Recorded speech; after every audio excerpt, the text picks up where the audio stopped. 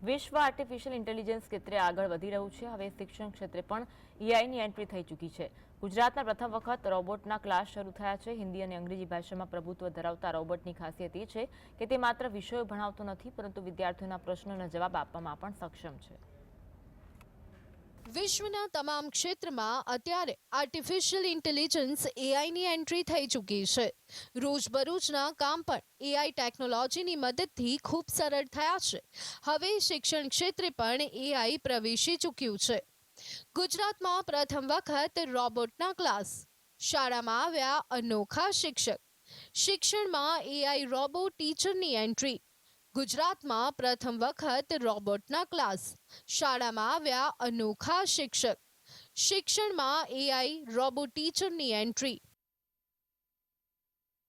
ખૂબ આનંદ પડે છે અને મજા પણ આવે છે। 2 વીક્સથી શિક્ષક કરતા કેવું લાગે છે? શિક્ષક કરતાં પણ બેટર લાગે છે અને શિક્ષક પણ સારું જ ભણાવે છે। રાજકોટના કુવાડવા રોડ પર આવેલી ખાનગી ઇંગ્લિશ મીડિયમ સ્કૂલના બાળકો રોબોટ બાળકોને ભણાવે છે। આ રોબોટ બાળકોને જુદા જુદા વિષય ખૂબ સરળતાથી ભણાવે છે। હિન્દી અને અંગ્રેજી ભાષામાં પ્રભુત્વ ધરાવતા આ રોબોટની ખાસિયત એ છે કે તે માત્ર વિષયો ભણાવતું નથી, પરંતુ વિદ્યાર્થીઓના પ્રશ્નના જવાબ આપવામાં પણ સક્ષમ છે। વિદ્યાર્થીએ પૂછેલા કોઈ પણ પ્રશ્નના સાચા જવાબ આપે છે। આ રોબોટ કવિતા ગાઈને શીખવે છે, એબીસીડી અને વિવિધ સ્ટોરી પણ સંભળાવે છે। ગણિતના ટેબલ્સ હોય કે પછી વિજ્ઞાનના પ્રયોગો, તે ઇંગ્લિશ ગ્રામર પણ સરળતાથી શીખવે છે। વિદ્યાર્થીઓ આ નવી ટેકનોલોજીને શીખવા માટે ખાસ્સા ઉત્સાહિત છે।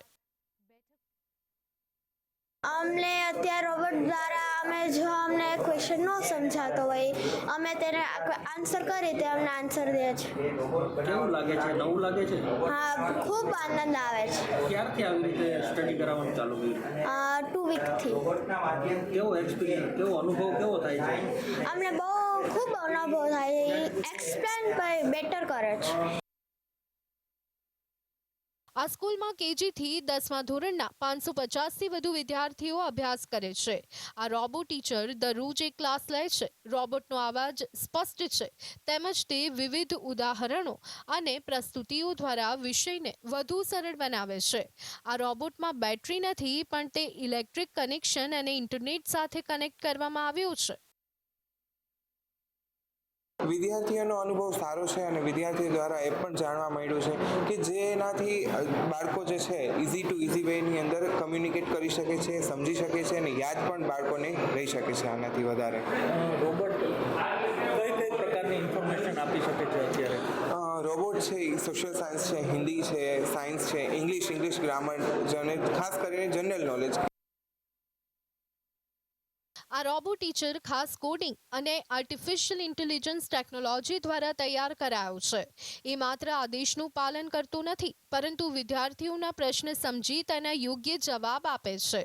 હાલના તબક્કે આ રોબોટ મોટે ભાગે અવાજ અને સ્ક્રીન દ્વારા શિક્ષણ આપી શકે છે, પરંતુ આગામી સમયમાં તેને વધુ સુધારવામાં આવશે। રોબોટને હાથ અને હોઠની મૂવમેન્ટમાં સુધારો કરી તેને વધુ વ્યક્તિશીલ બનાવવાનો પ્રયત્ન ચાલી રહ્યો છે। વિદ્યાર્થીઓને જે અત્યાર સુધી શું છે કે ક્વેશ્ચન ટીચરો પૂછતા હતા અને વિદ્યાર્થીઓ આન્સર આપતા, હવે વિદ્યાર્થીઓ ક્વેશ્ચનને લઈને આવે છે અને રોબોટ આન્સર આપે, જેથી કરીને બાળકના દિલ અને હાર્ટમાં બેસી જશે આન્સર। આ રોબોટ ટીચર માત્ર એક શાળાનું ઉદાહરણ નથી, પરંતુ તે ભારતની શૈક્ષણિક પ્રણાલી માટે એક મોટી ક્રાંતિ છે। ટેકનોલોજી અને શિક્ષણને એકસાથે સંકલિત કરી ભવિષ્ય માટે વધુ અસરકારક શિક્ષણ પદ્ધતિ વિકસાવવાની દિશામાં આ એક મહત્વપૂર્ણ પગલું સાબિત થઈ શકે છે। રોબોટ શિક્ષક દ્વારા ભણાવવાના આ નવીન પ્રયાસને શાળાના વિદ્યાર્થીઓ અને શિક્ષકો બંને દ્વારા ઉમદા પ્રતિસાદ મળી રહ્યા છે। લકીરાજ ઝાલા, GSTV।